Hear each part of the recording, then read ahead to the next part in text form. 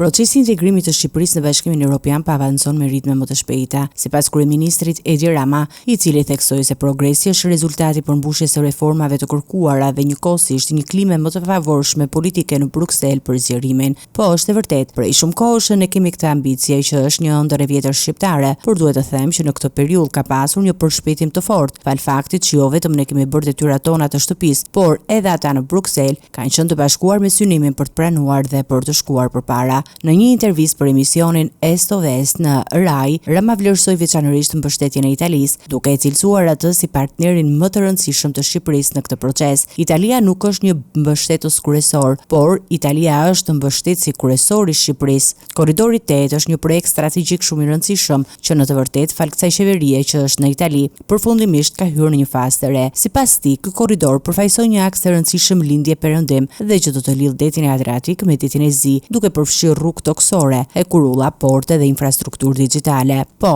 është një korridor europian i ndërlidhje si linjave të transportit hekurullor, rrugëve kryesore, digitalizimit, porteve, aeroporteve. Do të lidh dy dete, detin e Adriatik dhe detin e Zi. Është një projekt i lindje perëndim. Ministri Tajani erdhi kohët e fundit në Shqipëri për eventin e korridorit 8 për të mbështetur rëndësinë që kjo ka si linjë re në terma strategjik të sigurisë, stabilitetit dhe lëvizshmërisë ushtarake, por edhe në anën e përfitimeve të ndërmarrjeve tona. Kreu i qeverisë foli edhe për projektin e linjës nënujore të energjisë që pritet të lidhë Shqipërinë me Italinë, një investim me vlerë rreth 1 miliard euro. Është e vërtetë që kemi firmosur një marrëveshje trilaterale mes Shqipërisë, Italisë dhe Emirateve Arabe në këtë projekt, që është sërish një projekt strategjik i Evropës që nis nga Shqipëria dhe Italia. Ndërtimi i kësaj linje të interkoneksionit energjetik pritet të përfundojë brenda 3 viteve, duke forcuar më tej lidhjet infrastrukturore dhe ekonomike mes Shqipërisë dhe partneritetit të saj ndërkombëtar.